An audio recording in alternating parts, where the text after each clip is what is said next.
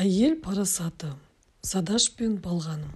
Айтулы бір совхоздың бас маманы Задаш осы қайта құрудың алақұйыны басталған жылы зейнетке шыққан. Күнделікті қоңыр тірлік қалыпты бағытынан жаңылып, ақыры елдің түрі, жердің сұрына дейін кісі танымастай өзгеріп салды. Задаштың әлекедей жаланған азамат екі ұлы, бойжеткен жалғыз қызы бар еді. Қағынан жергендей қалаға барса жастардың қайтпай қалатын қашанғы әдет емес пе? Мұның да балалары сөйткен. Оқуларын бітірген бойда қала жағалап, қызмет сағалап, сол жақта қалып қойған. Бүгінде ұлдың үлкені үйлі баранды, бөлек тұрады, қызы тұрмыста. Зейнетке шыққан бойда мұны бәйбішесімен қоса жылы орнынан қозғап, көңірсіген жұртынан қопарып, қастарына көшіріп алған. Осылайша бұл Задаш жігіттіктен кеткен кәрілікке жеткен шағында түтін жасаған қапас қаланың тұрғыны боп шыға келді. О баста ұлдардың екеуі де университеттің оқытушылары тын. Тегі заманның ауанын байқады ма? Қайта құрудың 3-ші жылында дәп-тәуір қызметтерін тастай салып бизнеске қойып кетпесі бар ма? Желіккен жұртпен бірге желпілдеп, жеке кәсіпкерлікпен айналысқан бір кооператив ашып алысты. Апырай, ілім мен білімді тәрк етіп саудагер болғандары қайткенін деп, Задаш алғашында іштей алаңдап қауіпте қылғаны рас. Ұлдарын ойлағанда көңілін көк тұман басып, ертеңі бұлыңғыр тартқандай біраз уақыт уайымдап та жүрді. Екеуін неше мәрте ақылға шақырып ұзын сонар мәслихатта құрды. Ондай уағызға көне қойған ұлдар болмады. Барын айтып, таусылып, бұл ақылға шақырса, ұлдар сабырға шақырды. Амал бар ма? Ақыр соңында ұлдар жеңіп шыққан, солардікі жөн болған секілді. Таңдаулар жаман еместігін уақыттың өзі көрсетіп, өмірдің өзі дәлелдегендей болды. Танысың емес, табысыңа сенетін заман ғой. Шүкіршілік, бүгінде ұлдардың тұрмыстары жаман емес. Дәулеттері асып, мерейлері тасып ақ тұр. Не кием, не ішем демейді. Тамақтары тоқ, киімдері көк. Мінгендері Мерседес, баратындары Алматы мен Мәскеу. Оларды бұлай қойып, шығандап кейде шетелге де шығып кетеді. Ана ол қайда жүр? Көптен көрінбей кетті ғой, дейді Задаш ұлдардың бірінің сәлем беру ұзаңқырап бара жатса. Мәскеуге кетіпті ғой, келесі аптада келіп қалады, дейді балғаным. Балғаным Задаштың құдай қосқан қосағы, балалардың аяулы анасы. Кімнің қайда жүргенін, бұл маңда не болып, не қойып жатқанын көңілмен көріп, көкірегі түйіп отыратын баянды бәйбіше. Ол жақтан нағашысы бар ма еді? Неғып бұлар мәскеушіл болып кетті деп, ондайда бұл қоразданып, өтірік қоқаңдаған болады. Ұлдардан кейінгі жалғыз қызы дәрігер. Тұрмысқа шығып іргелерін бөлек салғандарымен көп жылдан бері күйеу бала екеуі бір баспанаға жармай жүдеп жүретін. Үй жоқ жанның күйде қайбір келіскен. Сонысын көріп біліп жүрген екі ағасы биылғы жыл оларды да ойда жоқта қарқып тастаған. Қаланың қақ ортасынан ойып тұрып 3 бөлмелі кең сарайдай пәтер сатып әперісті. Ендігісі екі ұл бұрқыратып қала сыртында коттедж салып жатыр. Біздің қара шаңырағымыз осы болады. Амандық болса сендерді осы коттеджге көшіреміз, дейді үлкен ұлы Ербол. Мейлі ғой, қай жаққа апарам, қайда көшірем десе де балалардың еркінде. Задаш пен балғанымға бәрібір. Бидоланған ботадай айтқан жағына еріп жүре береді.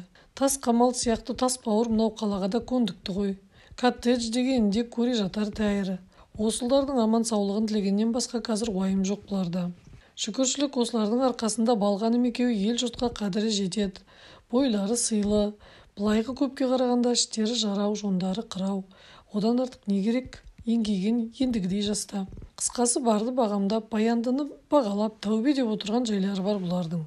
Көгеріп көк шығып, күн көзі жылына Задаш бірде екі ұлдың басы қосылған оңтайлы сәтті пайдаланып, тосын бір әңгіме бастады. Осы Мәскеу деп өздерін ғана ала шапқын болмай, әке-шешелеріңе де біреу-ақ кезек бермейсіңдер ме?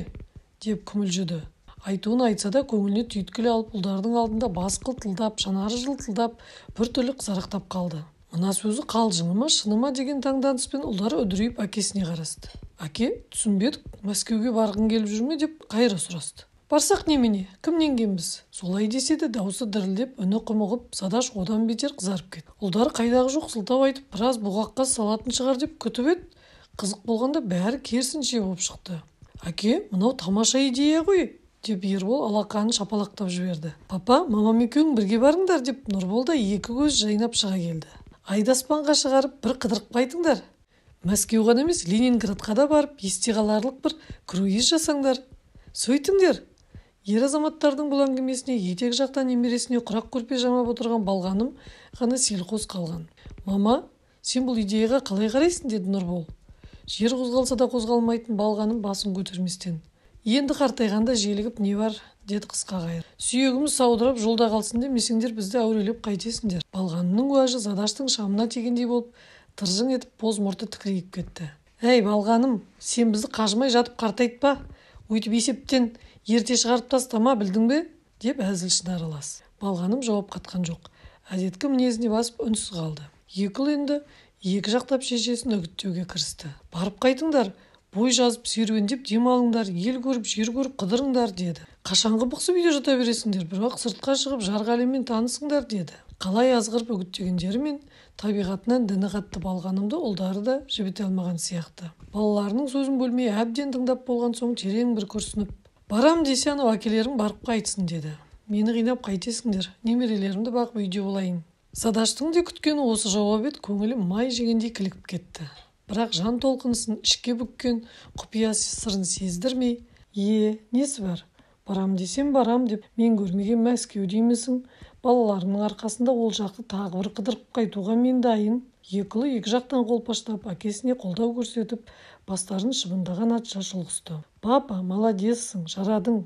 Бұл тамаша ақыл болды. Алаң болма, бәрі окей болады. Барып келудің жай-жапсарын өзіміз мықтап ұйымдастырып береміз. Әкелерің адасып кетпесе бопты деп Балғанымда бір күңк етті. Неге адасады? Адаспайды деп ұлдар арашаға түсіп жатыр. Ол жақтағы достарға тапсырамыз, бәрін қатырады, патшадай қып күтіп алады. Соғыстан кейін Мәскеуді бізде бір кісідей араладық қой. Әлі ұмыта қойғамыз жоқ деп Задаш та көңілін бекіткен болды. Сөйтіп аяқ астынан жол жүретін болып, осы әңгімеден соң үшінші күні Задаш ақша қаладай әсем ұшаққа мініп Мәскеу жаққа аттанып кетті. Содан араға бір апта салып, артынып-тартынып, немерелерге деген базарлығын көтеріп, аман-есен қайтып оралды. Мәскеудің әңгімесі бала-шаға, көрші-қолаңға апта бойы азық болды. Алаулатып, жалаулатып бірінші мамыр мейрамын өткізген соң, екі ұлдың басы қосылған бір сәтте Задаш кібіртіктеп тағы сөз бастады. Өткен жолы барғанда майдандас достарымды кездестіріп, солар шақырып еді, деп мұрнасына міңгірлеген болды. Алда 9 май ғой, өздерің білесіңдер. Жеңіс күнінде бірге болайық, бірге мерекелейік деп өтініп еді. Мен уәде беріп кетіп едім, деп бір қызарып, бір бозарды. Қынжылып, біреніш білдіргеннің орнына екі ұл бұл ұсынысты да қуана қарсы алды. Артынша олар әкесіне бизнес-класстан орын алып беріп, 7 мамыр күні әуежайға өздері шығарып салысты. Задаш бұл жолы Мәскеу жақта 10 күн бойы жоғалды. Соңғы күндері телефонда соқпаған, үйдегілер елеңдей бастады. Әйтеуір қайтар күні қонақ үйден бір хабар беріп, ертең ұшам дегенде естіп, көңілдері орнына түскендей болды. Әке, қонақ үйге звондасақ жоқсың, қайда қыдырып жүрдің деп, Ербол әуежайдан қарсы алып, әкесін көрген бетте сұрақтың астына алды. Задаш түксүйді, бұртүйді, сызданып, бірден жауап бере қоймады. Сосын, айтпап едім, майдандас достармен кездестім деп сіркете қалды. Өткен сапарда емес, бұл жолы Мәскеу әңгімесі әсерсіздеу болды. Парад көрдім, үлкен театрдың алдында 2 күн майдандастармен жүрдік дегеннен басқа Задаш та тереңдей кетпеді. Арада бір ай өтер-өтпесте Задаш бүгежектеп екі ұлға Мәскеу жайын тағы сөз етті. Бұл жол ұлдар иықтарын көтеріп, қастарын керіп бір-біріне қарасты. Әке, тегі проблема бар-ау деп үлкен ұлы Ербол. Ондай үлкен шаруа жоқ балам. Жас шықты ғой, Мәскеудің маңайы салқын самал, жаңқа жайыл жер екен. Майдандас достарым келіп кет, демалып қайт деп шақырып жатыр деп Задаш өңешін қырнап, үзіп-жұлып бірдеңені түсіндірген болды. Әңгіме жоқ. Өйтіп шақырып жатса барып қайт деді кіші ұлы Нұрбол. Әкейді Мәскеудегі достары тағы шақырыпты дегенде естігенде Балғаным, жол жүргеннен жалыққан жоқсың ба дегендей жанашырлық білдіргеннен басқа артық сөз айтқан жоқ. Задаш бизнес-класста шалқайып тағы да Мәскеуге сапар шегіп кете барды. Демалған сол, бұл жол ол Мәскеуден жер қазғандай қалжырап бір түрлі шаршап қайтты. Папа, қалай демалдың деп аңқылдап алдынан шыққан Нұрболға жөндемес дей салды. Сосын жаңбырлы болды деп қосып қойды. Деді кіші ұлы басын шұлғып. Отағасы, жүзің тіпті сынық екен, жел тиген шығар, ұшықтасам қайтеді деп Балғаным бәйек. Задаш көзі шүңірейіп, қабағы кіржиіп, 2-3 күн төсек тартып жатып қалды. Ендігәрі бүйтіп жол жүргенді қой деді Балғаным. Бұл қалқиып төсектен тұрған кезде. Өстіп жүріп өлгеніңді білмей қаларсың сен. Жетер енді қаңғығаның. Задаш та бәйбішесінің ақылын құп алып, бір тоқтамға келгендей болған. Осымен Мәскеу әңгімесі мәңгі жабылғандай еді. Арада бірер күн өткенде кәугелектеп үйге сәду келген. Қасқы жегенде адуын қара қатыны бар еді, сол екеуі төркіндеп бірер апта ел жақта болып қайтыпты. Елден жеткен беттер осы екен. Құрдасының сырқаттанып қалғанын естіп, көңілін сұрай келіпті. Әжік-күжік әңгіме, бәкін-шүкін шаруаны сөз етіп, мыжып ұзақ отырды. Дүние не болып барады өзі, байдан шыққан қатындай алған көп заманға кез болғанымыз қалай дейді қарадай киіп. Тірліктің бәрі бақан тірес ит тартыс болып кетті, қашан тәртіп болады осы? Садаш оқта-текте басын изеп құптағандай ишара жасап қойғаны болмаса, Сәдудің қысыр әңгімесіне араласқан жоқ. Мұның ойы да, көңілі де мүлдем басқа жақта еді. Сәду болса мәм өзегіне сусып түскен көзілдірігін әредік көтеріп қойып сампылдап ауыз жабатын емес. Осы Сәдумен бұдан 4 жыл бұрын ауылдан үдіре көшіп қалаға қоныс аударған жыл танысқан. Жарым елі шынысы бар көзілдірік киген сіріңге қара кісі екен. Мойны ырғайдай, тым әлжуаз көрінді. Қойдың құмалағына сүрініп, сиырдың жапасына жығылып жүрген біреуге ұқсаған. Қалай десе де көрші подъезде тұратын құдай көршісі болып шықты. Оның үстіне екеуі түйедей құрдас екен. Қара тартып басқадай барар жер жоқ. Алғашқы жылы үйге сыймай тықыржып қайта-қайта осы Сәду жағаттай беретін. Сөзге тартып шер тарқатары да жалғыз осы еді. Сәду де өзі секілді соғыс ардагері болып шықты. Әңгімесіне қарағанда анау теріс түк түсті ақ теңіз жақта соғысыпты. Екі сөзінің бірінде өзінің теңізші болғанын еске алып, ата қаздай қоқиып әредік мақтанып қоятыны бар.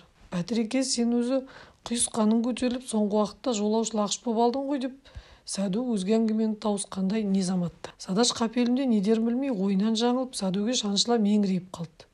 Құрдасы оқыс ұрлығының үстінен түскенде қатты абыржып, қарадай қуыстанды. Мәскеуге неге барқыштап кеттің деп сұрап отырмын деді Сәду сөзін тағы қайталап. Тегі Садаш естімеген шығар деді ме, даусын көтере сөйледі. Бұларда мен білмейтін бір сыр бар ау тегі. Садаш, айтсаңшы бұлай. Садаш сасқан жерде тілі күрмеліп тағы да Сәдуге меңірейді. Бір емес, қатарымен 3 мәрте бардым деді Сәду ернін қисайтып, саусағын санап. Соншалықты не істеп жүрсің ол жақта? Садаштың маңдайынан суық тер бұрқ ете түсті. Көзі жортақтап тұқырайып жерге қарағыштай берді. Қап не істесе екен? Қиналған жері осы шығар. Садаш беторамалмен тершіген маңдайын сүртті. Сосын жүрегін тоқтатып, өзін іштей сабырға шақырды. Бұлбұл зарын қарға ұқпас. Майданда достармен кездесіп едім деген балашағаны алдартатқан сөзге бұл Сәду қайдан илансын? Суырылып сұрақ қойғыш неме бірдеңені сезіп отыру шамасы. Қайтып жалтарса екен, алдын ала дайындап қойған уәж тағы жоқ. Тықақтаған бұл бәледен қалай құтылмақ? Сілекей желім татқандай сезініп, Садаш күмілжи берді. Беторамалымен көзін іліп сүртіп ойға қалды. Ақыры қайтер дейсің, 40 жылғы қайжайға бола 40 қылжың құрдас пәлендеп сөге қоймас деп тоқтады. Бір есептен ішін кептіріп сақтай бергенше неде болса шерін тарқатып көңілін жуып айтып тастағанда жөн шығар. Боғын жасырған мысықтай қашанға дейін өстіп көрінгеннен сескеніп күнде екі құлақ елеңдеумен жүре бермек. Сосын өткен күндерін ойша санап болжап еді, 40 жыл емес одан да асып кеткеніне таңданды. Турасында мінеки содан бері 42 жыл өтіпті. Дәурен-ай десеңші, бұл тағдыр дегенге не айтарсың? Садаш көкірек кере бір жөткірінді де сөзін бастады. Ағаш тамырынан нәр алады, адам жадынан нәр алады деген Сәду. Мен саған жадымды қозғап, жанымды жеп жүрген бір әңгіме бастайын деді әріден орағытып. Өзіңе талай айттым білем, мен 44-тің жазында өлімші болып жараланып майдан даласында қалғаным бар. Арада қанша уақыт өткен білмеймін, не заматта шамалап есім кіріп көзімді ашсам дәл қасымда қараңдаған 3-4 санитарды байқадым. Жаралы жауынгерлерді теріп жүрген сыңайлы, бірақ мені байқамай өте берсін. Жан қимақ оңай ма? Мен бар күш-қуатымды жинап ыңыранып үн шығарған болдым. Соның өзі әлсіретіп жіберді ме, есім тағы бұлдырап кетті. Біреудің жүгіріп қасыма келгенін, басым сүйеп аузыма су тамызғанын сездім. Тірі деген дауысты естимін. Қыздың дауысына ұқсайды. Ағайлар, бері келіңіздерші, мына кісі тірі деп айғайлайды. Артынша дабырды бір еркектің сөйлескені естілді. Мұның тірі болғанын қайтейік, өлімші болып жараланған мал болмайды деді біреуі. Лена, таста, бәрібір өліп қалады, әуре болып қайтесің дейді екіншісі. Тек еркектер сол бойда бұрылып кете берді ме, менің басымды құшақтап отырған қыз шыңғырып жылап жіберді. Тірі дейді құлындай шырқырап. Ағайлар, тірі ғой бұл кісі, Құдай үшін көмектесіңіздерші. Бірге алып жүрейікші, өтінемін сіздерден, жалынамын, ағайлар. Әйтеуір жас қыздың шырылдаған дауысы айғай салып жылағаны еміс-еміс құлағыма келеді. Содан кейінгісі қара түнек. 2 күннен соң Санчесте бірақ есім жинаппын. Бәтіреке, қыз болмаса далада қалғандай екенсің ау деді Сәду бұл әңгімеге шын қызығушылық танытып. Көзге түспей көнгісіз қалғандар көп қой, менің аман қалғаным бір Алланың жазуы да деді Садаш. Әңгімеңді бөліп кеттім бе, сөйлей бер деді Сәду. Сөйлесем сол періште де 5000 табылады дегенді естіп пең? Сол айтқандай мен саған өзімнің 5 болмаса да 1 мінімді айтайын деп отырмын. Менің мінім сол, соғыс біткен соң өзімді өлімнен алып қалған әлгі санитар қызға үйлендім деп Садаш қабақ астынан Сәду құрдасын барлап өтті. Үйлендім дейсің бе? Шын айтып отырсың ба? Сәду сенімсіздік танытқандай ыңғай білдірді. Иә, үйлендім. Менің жан баласын айтпай келген сырым осы, Сәду. Не дейсің бұған? Қандай ақыл қосасың? Сәду күнәлі жандай отырған жерінде қипақтап кетті. Сен осы соғыстан соң қалай іздеп тауып жүрсің, деді тағы да күдік келтіріп. Госпитальда жатқанда адресін жазып алғам, деді Садаш. Москваның түбіндегі Серпухов деген қалада тұрады екен. Осыдан соғыстан аман қайтсам, мен сені міндетті түрде іздеп табамын, сосын екеуміз үйленеміз деп уәде бергем. Қыздың аты Елена болатын. Мен айтқан уәдемде тұрдым. Соғыстан қайтқан бетте Елена қызды іздеп тауып алдым. Қыздың ағайын туыстарын көрші-қолаңды шақырып, шағындау той томалақ жасап, екеуміз бас қосып үйлендік. Соғыстан соң қиын жылдар емес пе, толарсақтан саз кешіп, тобан аяқ тірлікпен 2 жыл бірге өмір сүрдік. Бір баламыз болды. Мен баламды Ескендір деп атадым, олар Александр дейтін. Бәтіреке, солай ме? Деп Сәду таңдайын тақылдатып, басын қайта-қайта шайқады. Көкірегіндегі шерменде болған шерін шығарғанға Задаш та өзін жеңілдеп қалғандай сезінді. Лықсып көмейде кептелген көп сырды тағы да айта түскісі келді. Содан бірде әлдебір шаруамен Мәскеуде жүредім, ойда жоқта көшеде ел жақтың бір азаматына жолығайын деп жалғады әңгімесін. Шүйіркелесіп ауыл-жайдың амандығын сұрасып, әмпай-жәмпай болдық та қалдық. Әке-шешені ертеректе жалмағанбыз, басқадай жақын жұрағат бізде жоқ. Жетім жан жылдар өте тасбауыр болып кете ме, ел жақтан мен мүлдем қара үзіп қалғандай едім. Ана жігіт жалғыз ағамды есіме салып, ол кісінің де соғыстан тірі қайтқан хабарын жеткізді. Қазір ауылда үйлі баранды абыройлы азамат, деді. Сұрау салып сені іздеп жүр, өзіңді айтып күніге 1 жылап алады, деді. Ауыл аймақтың жүрекке жыл тағы біраз жаңалық хабарын жеткізді. Туған ағаң тірі, сені іздеп жатыр деген хабардан соң мен маза кетейін, деді. Оның үстіне ағаң сен ойлап күнде жылайды дегенде естігенде жетім өссем де мен де ет пен сүйектен жаралған пенде емеспін бе? Көзіме жас алып езіліп кеттім. Қайтейін енді, арада түсік жоқ, жалғыз туысым болса. Күнделікті күйбең тірлік жас отбасының қамымен шапқылап жүріп, елемеген екенмін, елді шындап сағынғанымды сонда білдім. Ағама амандасып Қазақстанға барып қайтайын, 1 аптадан соң қайтып ораламын деп келіншегіммен қош айтысып, жұмысымнан демалыс алып, іле жолға шығып кеттім. Иллахи сол сәтте әйеліме қайтып оралатыныма имандай сенімдедім. Бірақ қайдан? Ел дегенің қараламан, қалың жұрт, бәрі өзіңнің ет жақын қазағың емес пе? Жібере қоймады. Соғыстағы жараның шор боп біткен кеудедегі тыртығы болмаса, деніміз сау, қорғасын құйған сақадай бозбала кезіміз. Жер аралап қызық қуып дегендей мауқымды басып айналшықтап жүріп қалдым. Шүкіршілік, соғыс аяқталып, елдің де түтіні ептеп түзеле бастаған кез. Ағам алдымен менің табылғаныма Құдай құрбандық шалып, алыс-жақынның басын қосып ұлан-асыр той жасады. Соңынан өзі барып құда түсіп, айналасы 1 аптаның ішінде алды-артыма қаратпай мені үйлендіріп жіберді. Жерлестердің асты төк сый-құрметімен қуанышына шалықтаған мен олардың дегеніне пәлендей қарсыласа да қоймадым. Оның үстіне атастырған қалыңдығым, мойылдай мөлдіреген, торғындай үлбіреген, қиырдағының көзін тартқан кер миық арудың нағыз өзі болып шықты. Ақ құбаның аққу өңдісі екен. Өмірдің жас кезі, көңілдің мас кезі, қайтып шыдап тұрайын. Мәскеу жақта әйелім барын, балам барында айта алмай тұтығып, тілімді тістеп жасырып қалдым. Ол уақытта ер азаматтың қатары қатты сиреп қалған кез. Біреуді біреу сөгетінде заман емес еді ғой. Сондағы менің қосылып жүрген сұлуым осы балғаным болатын. Ап, бәтірә, солай болып бет, деп Сәду қалтылдатып тағы да басын шайқады. Сырлы аяқтың сыр кетсе де сыны кетпес деген бәйбішеңнің қазірде жөні бөлек сырдан кісі ғой. Жә, болды енді, сен бұл әңгімені әрі қарай тыңда, деді Задаш. Балғанымдай көрікті қызға үйленсем де бәрібір Еленаны ұмыталсамшы. Жатсам да, тұрсам да есімнен шықпай қойды. Ақыры қайрат жігерімді шақырып, намысымды жанып, Еленаға хат жазуға бекіндім. Жағдай осылай да осылай болды. Тағдырдың жазуы шығар, сен мені кеш, Леночка, деп жаздым. Енді мені күтпе, реті келсе тұрмыс құруыңа рұқсат деп ақ батамды беріп, Баянды бақыт тілегендей болдым. Артынша Еленадан жауап та келді. Әрине бәрі де түсінікті ғой, менің азғын алаяқ екенімді, жас өмірін қор еткен арамза, жек сұрын оңбаған екенімді бетіме басып, ашына жазыпты. Енді бұл жаққа аяқ бассаң, ағаларым сені тірідей бауыздайды. Кет, жоғал әрмен, дүниеде ұлың барын мүлдем ұмыт, деп бәріне нүкте қойыпты. Расында да борсықтай дөңкеген дөкір мінез Екі ағасы бар еді, бауыздайды деп қорқытқан соң жан керек менде қайтып хабарласуды қойдым. Жылдар жылжып өтіп жатты. Уақыт деген соғыстың жарасында, жүректегі жараны да емдеген сияқты болған. Санадан өшіп, санаттан сырылғандай сияқты еді. Бәрі бекер екен. Зейнетке шығып, қол-аяғы босаған жан тегі ойшыл болып кете ме деймін. Әлде ұлғайған сайын көңілдің көк жайлауынан ел кетіп, адамды уайым меңдеп ала ма, ол жағын тағы білмедім. Қысқасы баяғы Елена келіншегім жиі-жиі есіме түсіп, Ескендір баламды іздеуді шығардым. Ескі жара қайта қоза бастады. Сыртым дүрдиіп жүргеніммен жан сарайымды сарала күздей сағыныш меңдеп алды. Ішкі өзегім бордай үгіліп, мінекей 2 жылдың жүзі болды, жүрегім сазып, мазасыздыққа душар болдым. Ақыры төзімім таусылды. Не де болса деп тәуекелге бел будым. Менің Мәскеуге барғыштап жүргенім де содан. Қайда екен деп әйелімді іздедім. Не істеп жүрген деп азамат болған ұлыма сұрау салдым. Мен көрген кездегідей емес, Серпухов қаласы мүлдем өзгеріп кетіпті. Өзімнің таныс мекен тұрағымды таба алмай көп сандалдым. Баяғы біз тұрған жамау барақты атам заманда бұзып тастапты. Оның орнында көк тіреген зәулім үйлер тұр. Қаншалықты шағыр құрып іздесем де әйелім мен баламның ізіне түсе алмадым.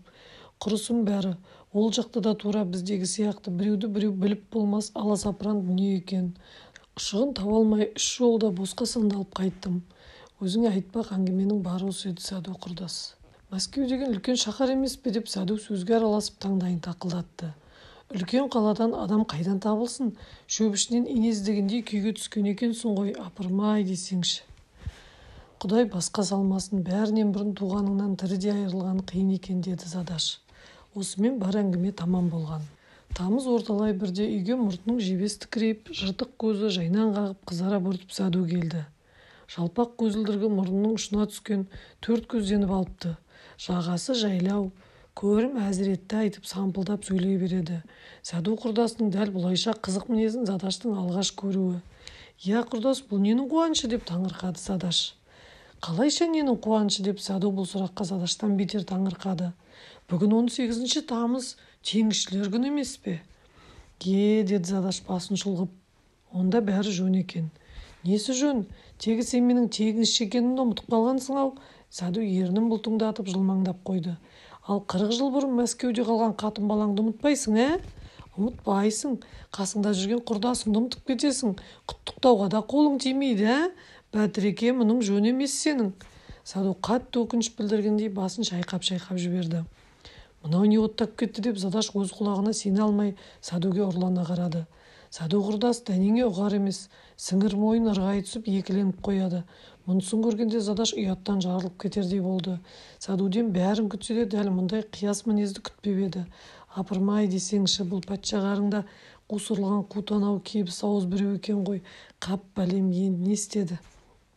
Задаш нендей қайла жасарын білмей жалтақтап, әлдебір сүйеу іздегендей бұға түсті. Қан майданда от кешкен 1 жылдың төлі ғой деп өзін жақын тартушы еді, суыртпақтап жарын сырын айтып еді, артық қыламын деп тыртық қылғанын енді сезді. «Ағай-ау, сіздің бұл қай сөзіңіз? Қайдағы әйел? Қайдағы баланы айтып отырсыз өзі? Бұл не жұмбағыңыз?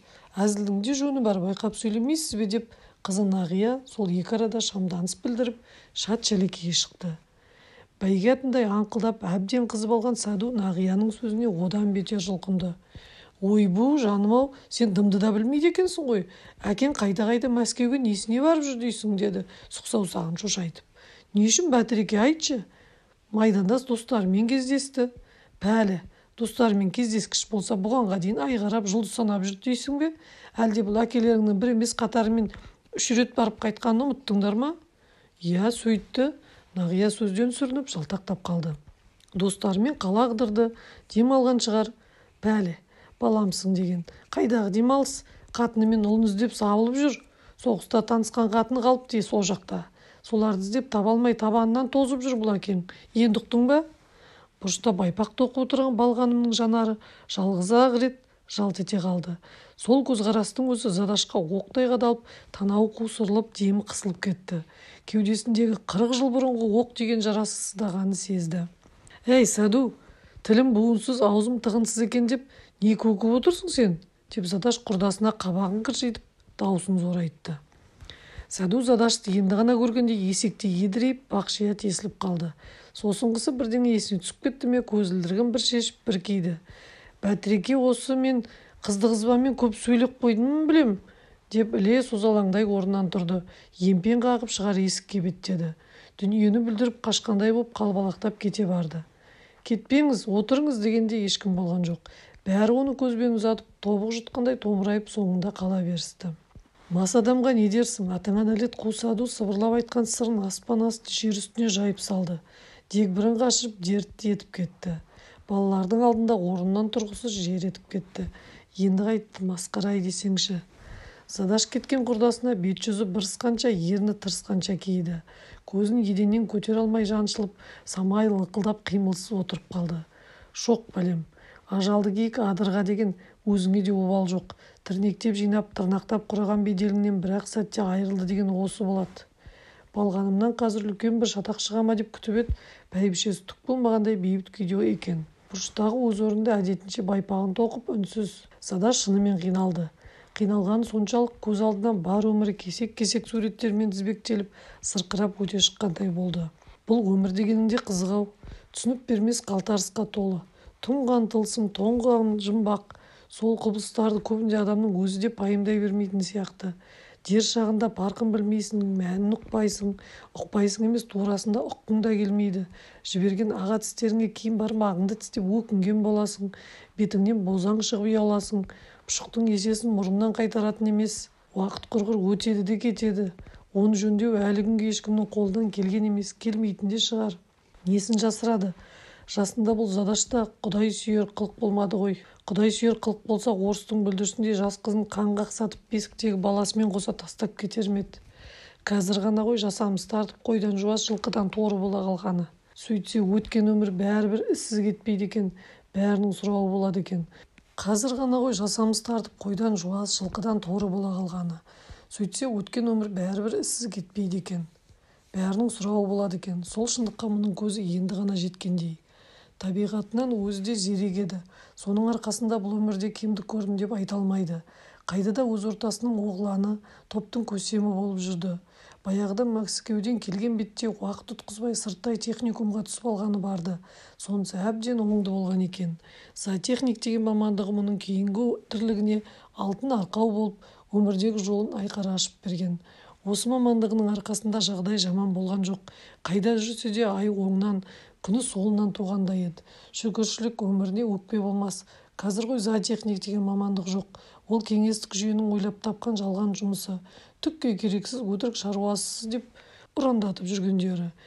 Базары жүріп тұрған ол заманда зоотехниктің абыройы артық, беделі басқаша еді.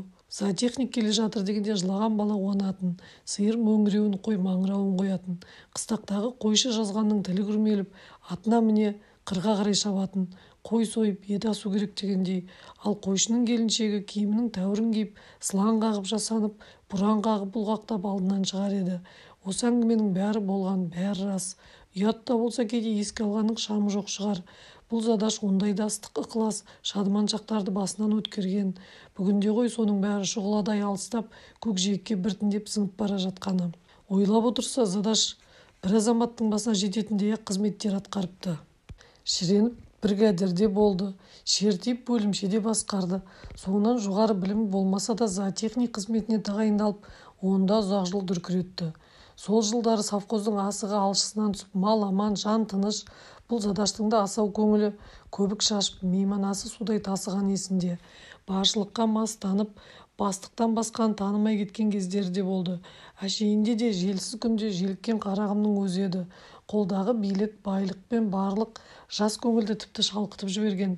Сал серлік жасап, әләулаймен біраз жыл желпілдеді-ай дерсің. Қыз келіншекке қырындап, талай бір қызыққа толы қиқулы дәуренді бастан өткерді. Әдемі күндерді көңілде тербетіп, көкіректе түнетіп, талай сайранды салды. Ебелекте елпілдеген сол бір баянсыз жүрісі қанша жылға созылғанын өзі де білмейді. Әйтеуір әр нәрсені сылтауратып, түннің ұруағында сүйретіліп биге жететін. Ол ма? Кейінгі кезде есірген сондай тауда жүрдім, малда жүрдім деп апталап жоғалып кететін шығарды. Мінезі тұйық, көп сөзге жоқ, балғаным дәнеңе білмейді. Түкті де сезбейді деп ойлаушы еді, бекер екен. Масқара болғанда келіншегі соның бәрін сезіп, бәрін біліп отырады екен. Бірде балғаным соны айтты. Азаматтың сағысын басыншы деп ашуымды әрдайым сабырға жеңдіруші едім. Ат айналып қазығын табар, сүйегі менікі болған соң ұзап қайда кетер дейсің деп сыртқа кеткен бір тамшы арам теріңді де пәлендей қызғанш етпейтінмін. Бірақ қазір балалар ержетіп ес біліп қалды. Ауыл үйде әңгіме жатушы еді құрғыры. Соңғы кезде сенің соңыңнан ерген сөз көбейіп кетті. Ондай өсек әңгімені құлағымнан асырып жібердім. Естімедім десем де қазір көрші-қолаңның мазағына қала берді. Ағайын жұрағаттың мүсіркеуіне ұшырай бастағанымды білдім. Мейлі мені қойш, үйдегі әйелмін ғой, бәрін де көтерермін. Ал сен түзде жүрген азамат емеспісің. Былайша айтқанда күнделік елдің бетінде, желдің өтінде жүрген ел ағасының бірісің. Ел мен жұрттың көз алдындағы беделіңді байқасаң етті. Біреу-ақ өзіңе ие болып, азаматтық абыройыңды ойлайтын уақыт жетті емес пе, деді. Үні өзгеше салмақты, қорғасындай ауыр, аяздай суық, тұздай ащы шықты. Үндемейтін кісінің үні де соншалықты зілді келеді екен. Балғанымның осы сөзінен соң Задаш ұзақ-ұзақ ойланып қалған. Санасы серпіліп, денесі дүр сілкініп, ұйқыдан оянғандай күйге түскен. Көзсіз көйлек емес, өлер жерін бұл да біледі ғой. Оның үстіне жасы да әжептәуір кезі. Ауру қалса да әдет қалмайды дегендей, әрине серлікті бір-ақ күнде тастап кеттім деп айта алмайды.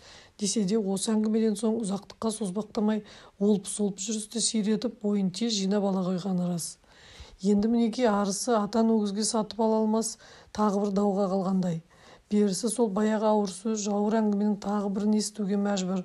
Бұл Задаш ағайынды өкпелеткеннің үні іриді, әйелін өкпелеткеннің дымы құриды дегеннің кебін мықтап киген сияқты. Күні бойы бөркіне сыймай көңілі қабарып мәңгіріп жүрді де қойды. Ойы божып, ойлағаны іркіттей ірімтіктеле берді. Тегі қартайғанда қағындатанғаны осы шығар. Қырдағы қырғауылды іздеймін деп үйдегі тауықтан айырылып жүрмесе не қылсын. Бәрінен бұрын бала-шаға, көрші-қолаң, ағайын жұрағаттың алдында абыройы айрандай төгіліп, соры сорпадай қайнап жүрмесе жарар еді. Орыстан әйел мен баласы болған баяғы бозбалалықтың базынасы ғой деп кешірді делік. Желпілдеп жүріп Мәскеуге барғанда не уәж айтпақ. Қырым-жылғым есіме түсіп, емешегім үзіліп сағынып кеттім дей ме? Қысқасы ендігі кесікті сөзде, кесімді сөзде, кетісудің сөзі деп Балғаным бәйбішенің қолын деді. Екінші күнде ың-шыңсыз тыныш өтті. Соған қарағанда бәйбішесі де балаларды Сәду құрдасының сөзін қалжыңға балаған шығар деп те үміттенді. Жоқ, олай болмапты. Үшінші күні кеш Қырым бой жазып бақша жақта жүреді. Әке, сені мамам шақырады дегесін ойында дәнеңе жоқ үйге кірді. Кірсе екі ұлы мен қызын қасына алып төр алдында салтанатпен Балғаным отыр. Бет-жүзі атқан таңдай ағарыңқы, өзгеше ширығып алған. Задаштың онсыз да секемшіл көңілі қылп ете түсті. Әй, Задаш, мына балаларыңды мен әдейі шақыртып отырмын. Сен де жақында бер, деді Балғаным. Сөзі аршынды, даусы айбынды, үні тарғыл шықты.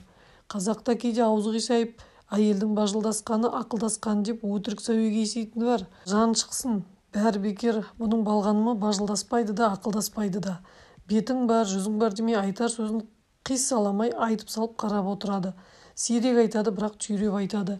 Нелер бір бетпағыңды сабасына салып, сұлқын басып тастайды. Асығысты білмейді, ашуын білдірмейді. Әрбір сөзін санап айтады, қадап айтады. Енді бірде көңіліңе жақпай қалсаң, жақ ашпай тұнжырап тымырайып үнсіз қалады. Ондайда Балғанымды қалжа беріп қарата алмайсың, ақша беріп сөйлете алмайсың. Бала-шағаның алдында шынымен-ақ мен байғұсты жер етіп, масқарам шығармақшы-ау деп Задаш күпті көңілмен бүгежектеп қалды. Қалай болғанда да енді шегінерге жер жоқ екенін тағы түсінді. Мейлі боларсыз болды, бояуы сіңді. Ендігісі басына қобыз ойнатып, шаңырағын шайқалтып жіберсе де көтеруге дайын. Задаш аяғын шешіп пемпеңдеп барып төрдегі сырмақ үстіне жамбастай жығылды. Әй, ұлдар, деді сүйегін сықырлатып. Бұл жайғасып болған кезде Балғаным. Мына әкелерінің ішінде күйігі кетіпті.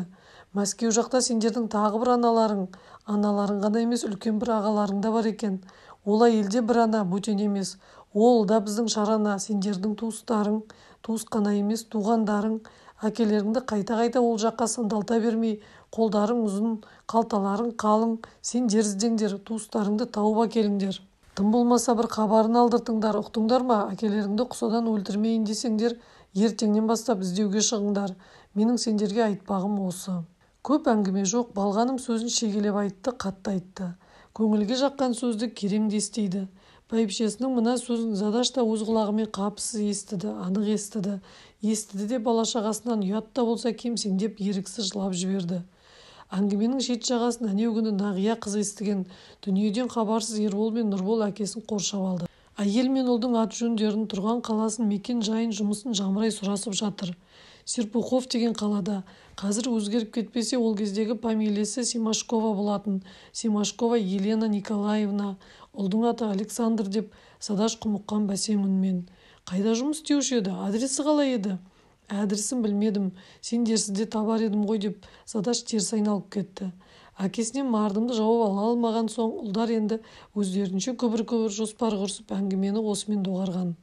Күз түсіп қазанның қара жел соққан бір күні желден бетер желпініп үйге Нұрбол жетті. «Папа», деді аталақтап. «Папа, сүйінші».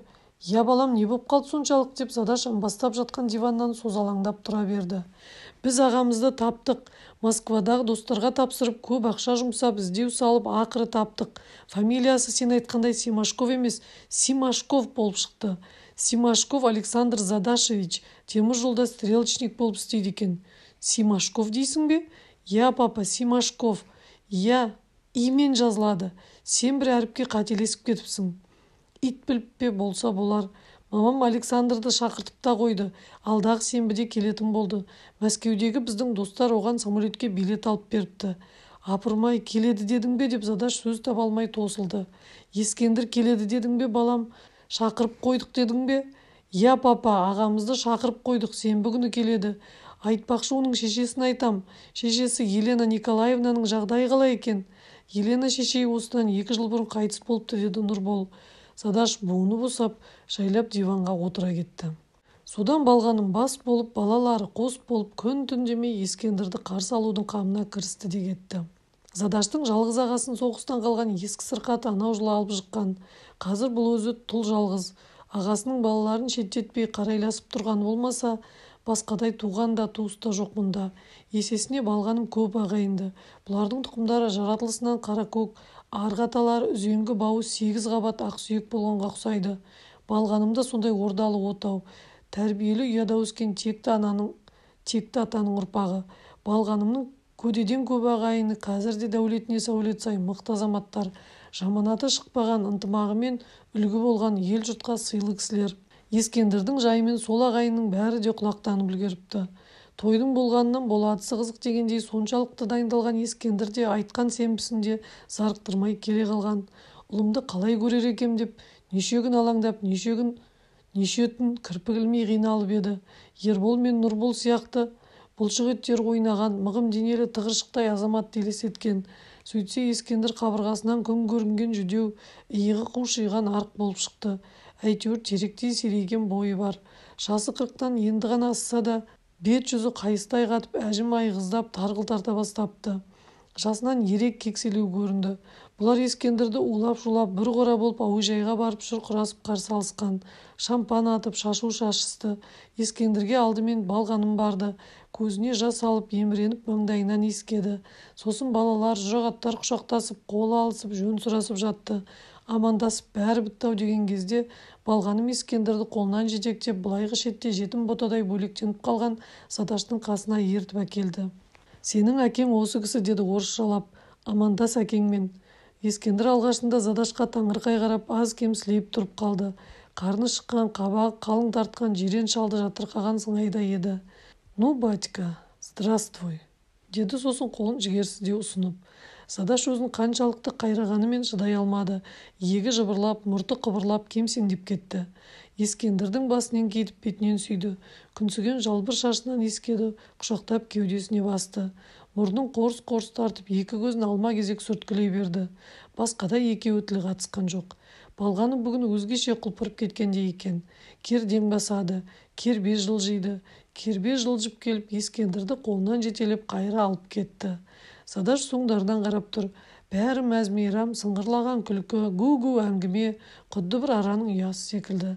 Ортада сырықтай сорайған Ескендір, қасында аппақ кимешек киіп сымбатымен бөлектенген балғаным.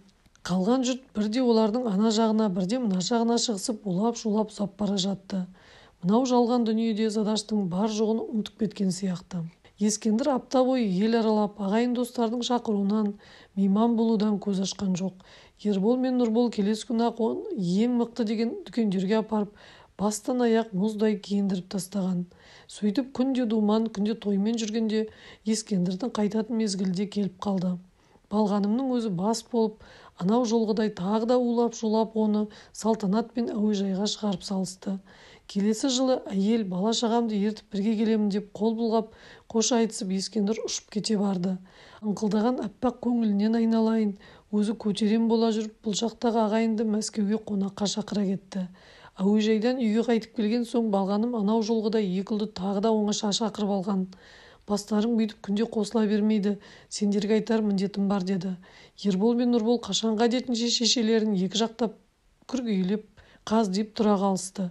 Садаш ұрлық қылған балаша қирелеңдеп, оларға жақындауға дәті бармады. Ұмтыла басып шеттегі бір орындыққа барып жайғасты. Жұрағат табу жалғанның зор бақыты балаларым, деді балғаным сабырмен сөзін салмақтап. Бұдан былай сен екеуің анау ағаларыңның еңсесін түсіртпей, біреуге кіріптар қылмай, әрдайым қол ұшын беріп жүріңдер. Сен Ербол Ескендір ағаңа сол жақтан жөн түзу бір баспаналық пәтер сатып апер. Сен Нұрбол ағаң салпақтап жаяу жүрмесін, астына лайық бір машина сатып апер. Алтын арқау кем тұсауға салмай, бұл шаруаны осы күзге жасап тастаңдар. Өздеріңе айтайын дегенім осы, деді. Екі ұл бастарын шұлғысып, құп алысып жөндеріне кетті.